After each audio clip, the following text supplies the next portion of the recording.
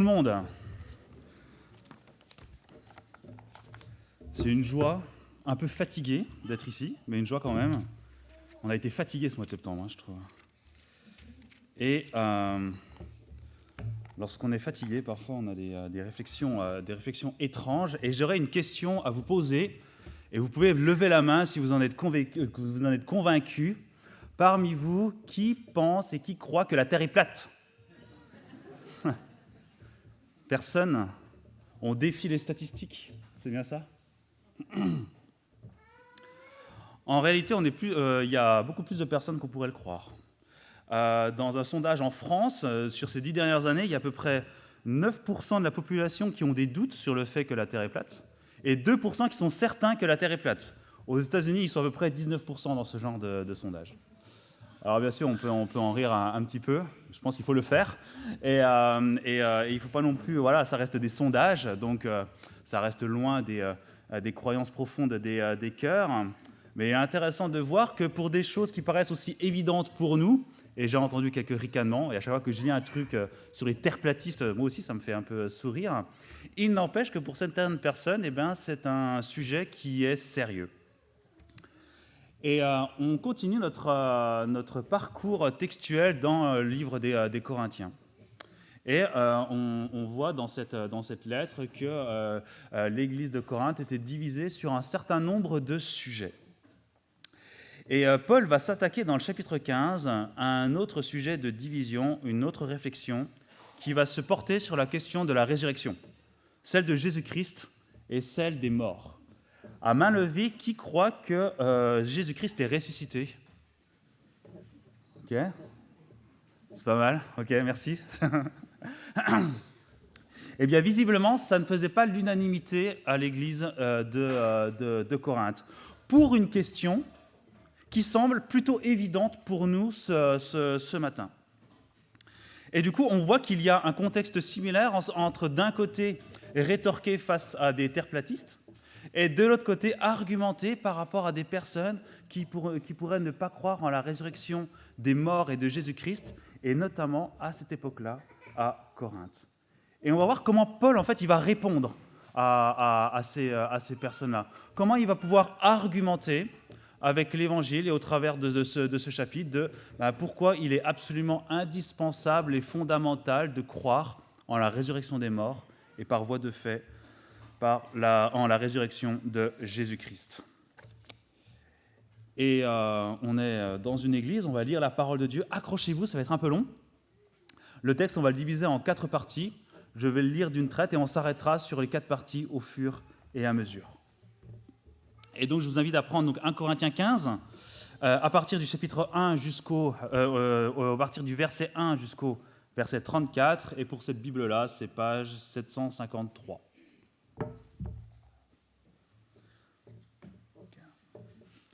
Je vous rappelle, frères et sœurs, l'évangile que je vous ai annoncé, que vous avez reçu et dans lequel vous tenez ferme.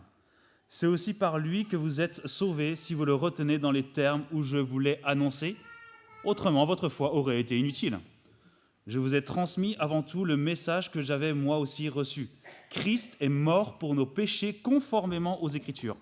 Il a été enseveli et il est ressuscité le 3e jour, conformément aux Écritures. Ensuite, il est apparu à Céphas, puis aux 12. Après cela, il est apparu à plus de 500 frères et sœurs à la fois, dont la plupart sont encore vivants et dont quelques-uns sont morts. Ensuite, il est apparu à Jacques, puis à tous les apôtres. Après eux tous, il m'est apparu à moi aussi, comme à un enfant né hors terme. En effet, je suis le plus petit des apôtres et je ne mérite même pas d'être appelé apôtre parce que j'ai persécuté l'Église de Dieu. Mais, par la grâce de Dieu, je suis ce que je suis et sa grâce envers moi n'a pas été sans résultat. Au contraire, j'ai travaillé plus que tous, non pas moi toutefois, mais la grâce de Dieu qui est avec moi. Ainsi donc, que ce soit moi ou que ce soit eux, voilà le message que nous prêchons et voilà aussi ce que vous avez cru. Or, si l'on prêche que Christ est ressuscité, comment quelques-uns parmi vous peuvent-ils dire qu'il n'y a pas de résurrection des morts? S'il n'y a pas de résurrection des morts, Christ non plus n'est pas ressuscité. Et si Christ n'est pas ressuscité, alors notre prédication est vide et votre foi aussi. Il se trouve même que nous sommes de faux témoins vis-à-vis de Dieu, puisque nous avons témoigné contre Dieu qu'il a ressuscité puisque nous avons témoigné contre Dieu qu'il a ressuscité Christ. Or, il ne l'a pas fait si les morts ne ressuscitent pas. En effet, si les morts ne ressuscitent pas, Christ non plus n'est pas ressuscité. Or, si Christ n'est pas ressuscité, votre foi est inutile, vous êtes encore dans vos péchés. Et par conséquent, ceux qui sont morts en Christ sont aussi perdus. Si c'est pour cette vie seulement que nous espérons en Christ, nous sommes les plus à plaindre de tous les hommes. Mais en réalité, Christ est ressuscité, précédant ainsi ceux qui sont morts. En effet, puisque la mort est venue à travers un homme, c'est aussi à travers un homme qu'est venue la résurrection des morts. Et comme tous meurent en Adam, de même aussi tous revivront en Christ, mais chacun à son propre rang. Christ en premier, puis ceux qui appartiennent à Christ lors de son retour. Ensuite viendra la fin, quand il remettra le royaume à celui qui est Dieu et Père, après avoir anéanti toute domination, toute autorité et toute puissance. En effet, il faut qu'il règne jusqu'à ce qu'il ait mis tous ses ennemis sous ses pieds. Le dernier ennemi qui sera anéanti, c'est la mort. Dieu, en effet, a tout mis sous ses pieds. Mais lorsque Dieu dit que tout lui a été soumis, il est évident que c'est à l'exception de celui qui lui a soumis toutes choses. Lorsque tout lui aura été soumis, alors le Fils lui-même se soumettra à celui qui lui a soumis toutes choses, afin que Dieu soit tout en tous. S'il en était autrement, que feraient ceux qui se font baptiser pour les morts ? Si les morts ne ressuscitent en aucun cas, pourquoi se font-ils baptiser pour eux ? Et nous, pourquoi affrontons-nous à toute heure le danger ? Chaque jour, je risque la mort, aussi vrai, frères et sœurs, que vous faites ma fierté en Jésus-Christ notre Seigneur. Si c'est dans une perspective purement humaine que j'ai combattu contre les bêtes à Éphèse, quel avantage m'en revient-il ? Si les morts ne ressuscitent pas, alors mangeons et buvons, puisque demain, nous mourrons. Ne vous y trompez pas, les mauvaises compagnies corrompent les bonnes mœurs. Revenez à votre bon sens, comme il convient, et ne péchez pas, car certains d'entre vous ne connaissent pas Dieu, je le dis, à votre honte. Première partie, les versets 1 à 11. Et Paul commence dans un premier temps par un rappel. L'évangile que je vous ai annoncé et que vous avez reçu. Et on voit une petite mise en garde au verset 2. Si vous le retenez tel que je vous l'ai annoncé. En d'autres termes, n'essayez pas de le retenir autrement que ce que je vous ai pu vous dire. Et il répète le fondement de leur foi. Premier point, Christ est mort pour leurs péchés. Deuxième point, il a été enseveli. Troisième point, il a été ressuscité le troisième jour. Les piliers des fondements de la base. Il est intéressant de voir comme la lettre aux Corinthiens, en fait, elle est cernée par l'Évangile, d'abord mentionnée dans les 2 premiers chapitres, et là, comme une sorte de conclusion. Mais qu'est-ce qu'il emploie ensuite comme stratégie ? Je vous rappelle, c'est une stratégie argumentaire. Eh bien, il parle des témoins oculaires. Céphas, les 12, 500 frères, Jacques, les apôtres, et enfin Paul lui-même. Et il dit que la plupart sont encore là pour témoigner. Et cette première partie termine par le verset 11. « Ainsi donc, que ce soit moi ou que ce soit eux, voilà le message que nous prêchons, et voilà ce que vous avez cru. » En d'autres termes, ce sont des témoins qui prêchent la parole de Dieu. Ce sont des témoins qui transmettent l'Évangile. L'Évangile est transmis par la prédication de la parole de Dieu, par les témoins de cette résurrection de Jésus-Christ et de ceux qui la reçoivent. Et ce premier argument est absolument important et fondamental pour nous le rappeler encore ce matin et aujourd'hui. L'Évangile doit être incarné. Il a été parfaitement incarné par Christ. Christ nous invite à l'incarner également, mais il doit être prêché et parlé. Vous pouvez tondre nickel la pelouse de votre voisin, aider des personnes dans le besoin, les protéger. Si vous ne leur prêchez pas l'Évangile, ils iront en enfer. Et je vous rappelle ce qu'est l'Évangile ici rappelé par Paul. Christ est mort pour nos péchés, il a été enseveli, il a été ressuscité le troisième jour. Et comme le disait Paul dans le tout premier chapitre au verset 18, « Car la prédication de la croix est une folie pour ceux qui périssent, mais pour nous qui sommes sauvés, elle est une puissance de Dieu. » Et là, il y a une espèce de paradoxe pour nous. D'un côté, Dieu nous appelle à prêcher clairement l'Évangile, et d'un autre côté, on sait qu'on ne peut pas convertir nous-mêmes les gens. Mais on a la responsabilité, effectivement, de transmettre ce message de la manière la plus claire et limpide possible. Et dans ce message, il y a la résurrection de Jésus-Christ, en reprenant le thème d'aujourd'hui. nous avons la responsabilité de transmettre fidèlement la parole de l'Évangile, et la parole et l'Évangile de Jésus-Christ. Et nous croyons en l'Évangile parce qu'il y a des témoins qui l'ont transmis, puis la parole de Dieu, de génération en génération, pour qu'elle arrive jusqu'à nous. Alors faisons de même, et c'est le premier appel qu'il fait aux Corinthiens. Le message qu'ils ont reçu vient de témoins qui sont fiables. Seconde partie, second argument, des versets 12 jusqu'au verset 19, et là, ça nous montre vraiment le cœur de la controverse. Certains Corinthiens ne croyaient pas en la résurrection des morts. Et on va voir comment Paul va répondre par rapport à cette controverse en partant de l'Évangile. Et dans ces premiers versets, de 12 à 19 de la controverse, eh bien, il y a un petit refrain qui vient, c'est « Christ n'est point ressuscité si nous ne croyons pas en la résurrection des morts ». Et Paul, il renforce ce lien à 4 reprises, au verset 13, 14, 16 et 17. Et en fait, ça implique des conséquences très pratiques par rapport à la cohérence et la logique des raisonnements. Si nous ne croyons pas en la résurrection des morts, et donc de Jésus-Christ, alors il y a plusieurs conséquences. Verset 14, la prédication ne sert à rien. Verset 15, nos croyances sont des mensonges et on passe pour des rigolos. Verset 17, notre foi est vaine et illusoire. Verset 18, il n'y a plus aucun espoir dans l'avenir. Verset 19, on est malheureux et misérable. Quelle tragédie dans l'ironie de Paul, mais quel avertissement également. La tragédie, parce qu'il est dramatique et triste de voir certaines personnes renier la foi chrétienne, de ne pas croire en la résurrection des corps, nier la résurrection de Christ, et dans ce cas, eh bien, de placer notre foi ou une foi dans quelque chose d'illusoire. Mais on peut l'étendre à d'autres choses aussi. Est-ce que nous croyons que nous sommes vraiment pécheurs et mauvais ? Est-ce que nous croyons que nous ne pouvons pas obtenir notre salut par nos seules compétences ou nos œuvres ? Est-ce que nous vivons dans l'espérance d'une vie à venir ou est-ce que nous nous contentons de notre petite vie tranquille sur terre ? Vous voyez le danger qu'il y a entre croire l'Évangile tel qu'il est fidèlement prêché dans la Bible et croire autre chose qui diverge de ce qui est écrit. Si nous changeons la vérité de l'Évangile, alors nous croyons à des mensonges, nous croyons à des idoles du monde et nous vivons dans un monde sans espoir. Et comme il est dit en résumé et à 2 reprises, notre foi est vaine. Et qu'est-ce qu'il dit au verset 17 et 18 ? Eh bien qu'ils seront encore dans leur péché, tout comme ceux qui sont morts. Et c'est le deuxième argument. Vivre dans un faux évangile revient à tromper notre espérance et à posséder une foi vaine.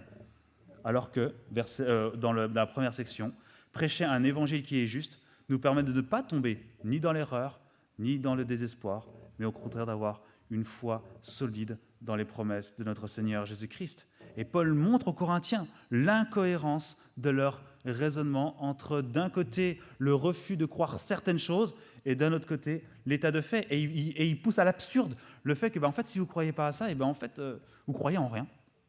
Et votre foi est vaine. La troisième partie, qui va jusqu'au verset 28, commence par un « mais maintenant » au verset 20. Et Paul rétablit la vérité, mais cette fois-ci, vous voyez, dans la deuxième section, il parlait d'une manière assez négative, et là, en fait, il va rétablir la vérité pour, au contraire, montrer la cohérence du fait que croire en la résurrection des morts est quelque chose d'absolument naturel si on croit en la résurrection de Christ, si on croit en l'Évangile. Et il nous fait un petit fil rouge miniature pour nous l'expliquer. Le départ avec Adam, qui pêche et qui emmène toute l'humanité dans la mort. Christ, la rédemption, qui vit, meurt et ressuscite, il donne la vie au peuple de Dieu. Et ensuite, la fin. Christ reviendra. 23 et 24, le retour de Christ, son avènement, sa victoire sur toute chose dans le monde et finalement pour détruire le dernier ennemi qui nous concerne dans ce passage, la mort. Et ce mini-fil rouge avec chute, rédemption et achèvement nous montre en fait une folie inversée. Je vous ai dit, en 1 Corinthiens 1, 18, il dit que l'évangile est une folie aux yeux du monde. Mais là, lorsque nous observons ce que dit la parole, alors en fait, on croit que les gens sont fous de ne pas en croire en l'évangile. De ne pas croire qu'un jour, un Dieu créateur un Dieu de justice, eh bien, reviendra prendre ce qui lui appartient et reviendra en gloire, verset 27, assujettir toutes choses à ses pieds. Et les versets 27-28 sont la conclusion de notre monde tel que nous le connaissons. Mais qu'est-ce qui se passe ensuite? Apocalypse 21, 4, la chose qu'il fait, il essuiera toutes larmes de leurs yeux, et la mort ne sera plus. Il n'y aura plus ni deuil, ni cri, ni douleur, car les premières choses ont disparu. Voilà l'objet de notre espérance quant au retour de Christ. Et un évangile qui est fidèlement prêché dans son ensemble, qui est fidèlement retranscrit par des témoins, nous donne une espérance absolue dans l'avenir. Il veut montrer ici aux Corinthiens la beauté de l'évangile et de la résurrection des morts dans un sens positif. Si vous croyez en l'évangile, alors vous croyez forcément en la résurrection des morts, et en fait c'est quelque chose d'absolument fondamental et de merveilleux. Regardez ce que notre Seigneur nous promet à son retour. Et Paul a encore une quatrième partie pour nous, qui manifeste là encore une espèce de paradoxe, autant un drame qu'un avertissement. Et encore une fois, il y a un petit refrain, comme dans la deuxième section. Si les morts ne ressuscitent point. Et si les morts ne ressuscitent point, dans ce passage, qu'est-ce qu'il dit? Dans ce cas, à quoi cela sert de baptiser les morts? À quoi cela sert à Paul de souffrir et d'être dans des situations dangereuses? Et pourquoi se priver et souffrir? Profitons de la vie, et en reprenant le texte, mangeons et buvons, car de toute façon, voilà, demain nous mourrons. Cette vie n'a aucun sens. Et on voit que là aussi, il y a une espèce de mise en garde par rapport à ce que font les Corinthiens et par rapport à ce qu'ils croient. D'un côté, ils remettent en cause des vérités spirituelles, la résurrection des morts, et par voie de conséquence, la résurrection de Christ. Et de l'autre, ils continuent à accomplir des actes qui montrent une espérance dans cette résurrection. Ils font des choses, mais en fait, ils n'y croient pas. Et il y a ces 3 points qui sont soulevés.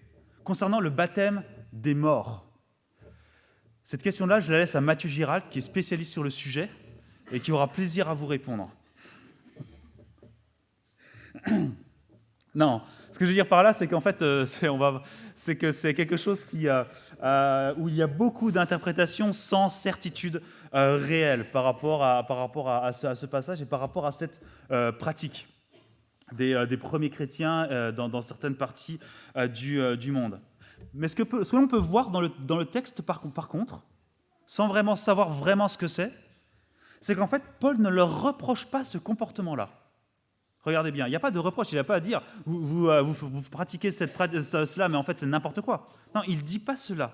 Mais en fait, il veut élever le débat en constatant que d'un côté, ils ont cette pratique-là qui, implicitement, pourrait faire penser qu'ils croient en la résurrection des morts, mais d'un autre côté, ils ne croient pas en la résurrection des morts.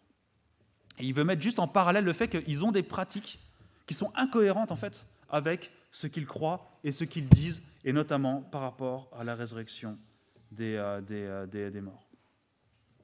Et les versets 33-34, j'aimerais les relire. « Ne vous y trompez pas, les mauvaises compagnies corrompent les bonnes mœurs. Revenez à votre bon sens, comme il convient, et ne péchez pas, car certains d'entre vous ne connaissent pas Dieu. Je le dis à votre honte. » Et c'est sans aucun doute un avertissement en ce que les Corinthiens avaient des mauvaises influences extérieures qui les menaient vers de fausses croyances. Et c'est intéressant parce que Paul ne leur demande pas de mettre leur intelligence de côté, bien au contraire, mais de revenir à un évangile qui soit pur et cohérent, comme il l'a exprimé dans les 3 premières parties, avec ce qu'il faisait par ailleurs. Et cette 4e partie, encore une fois, nous montre une tragédie dans laquelle les Corinthiens, ou du moins certains, accomplissaient d'un côté des actes et des actions qui leur demandaient des efforts, peut-être de la souffrance, peut-être un coût en temps, en énergie, en argent, vers une espérance en laquelle, en fait, ils n'y croyaient pas. Et c'est dramatique, c'est quelque chose d'absolument tragique. Et Paul leur dit, mais soyez cohérents, les gars. Mangez, buvez, profitez de la vie, puisque vous ne croyez pas en la résurrection. Ne vous faites pas plus de mal pour une espérance à laquelle vous ne croyez pas. Et il prend son propre exemple. Si je n'avais pas cette foi-là, à quoi ça servirait que je passe par toutes ces galères? Ça, c'est pour le côté tragique. Mais d'un autre côté, c'est aussi un avertissement pour les Corinthiens. Un avertissement pour montrer une hypocrisie chez certains qui étaient démasqués entre l'incohérence de leurs paroles et de leurs actions. Et nous nous attachons souvent aux choses visibles et palpables. Mais nous savons que c'est d'abord le cœur humain qui est sondé par Dieu. Et notre objectif n'est pas de faire des choses. Paul amène les Corinthiens à constater les incohérences entre leurs actions et leurs croyances.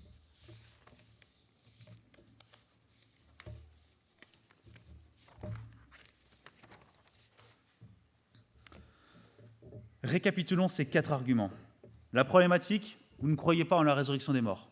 Argument numéro 1. Nous, les témoins, avons observé et prêché l'œuvre de Jésus-Christ, qui est non seulement sa mort et son ensevelissement, mais également sa résurrection. En d'autres termes, Christ est ressuscité, c'est la base de l'Évangile, et il y a des témoins, et vous y avez cru. Argument numéro 2. Si vous ne croyez pas en la résurrection des morts, alors vous ne pouvez pas croire à celle de Christ, et du coup votre foi est réduite à néant. Vous ne pouvez pas être chrétien et ne pas croire en la résurrection des morts et celle de Christ. En d'autres termes, si la résurrection des corps n'existe pas, alors Christ n'est pas ressuscité. Argument numéro 3. En croyant en la résurrection des morts, alors vous croyez tout simplement dans ce que Dieu a révélé aux hommes au cours de l'humanité, la chute, la rédemption et les promesses de l'achèvement. Si vous n'y croyez pas, vous ne croyez en rien de tout cela. La résurrection des morts ne concerne pas seulement les morts, mais tout ce que Dieu a pu dire. Et enfin, argument numéro 4, soyez cohérents les gars. Ne vous laissez pas avoir par des discours trompeurs, mais allez jusqu'au bout des choses. Rendez-vous compte également du décalage entre ce que vous faites et ce que vous croyez. Et ces arguments pour nous aujourd'hui. Argument numéro 1, j'en avais déjà parlé. Ce sont les témoins et les dépositaires des témoignages qui doivent prêcher l'Évangile. Et prêcher l'Évangile, c'est vraiment prêcher l'Évangile. Jésus est mort pour nos péchés, il a été enseveli et il est ressuscité. C'est notre travail, notre plus grande responsabilité, mais également la plus grande bénédiction que l'on peut apporter au monde qui est autour de nous. Argument numéro 2. Si nous enlevons une partie de l'Évangile, alors il y a des conséquences dramatiques sur notre foi. Si ce que nous prêchons ne reflète pas fidèlement ce que Jésus-Christ a fait, alors notre foi n'a aucun sens. Nos croyances sont des mensonges. Notre prédication ne sert à rien. Et on ne peut être que misérable et malheureux. Donc tâchons de lire la Bible avec sérieux et d'avoir le souci de transmettre un évangile qui ne soit pas édulcoré, mais qui soit la réalité de ce que la Bible nous dit. Argument numéro 3. L'évangile est contenu dans la totalité de la parole de Dieu, de la chute jusqu'à l'achèvement. Dieu nous révèle tout ce dont on a besoin pour vivre avec intégrité dans ce monde, mais surtout d'avoir une espérance certaine dans les choses à venir. Et certaines sont obscures, qu'on soit bien d'accord. Il y a des passages qui restent avec des points de suspension, des points d'interrogation. Il y a même des choses qu'on ne pourra jamais comprendre.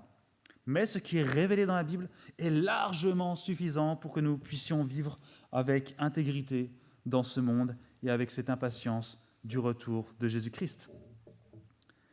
Et argument numéro 4, soyons honnêtes avec nous-mêmes dans les deux sens du terme. Ne faisons pas les choses avec hypocrisie et que notre foi soit cohérente avec nos actions, que nos actions soient cohérentes avec notre foi.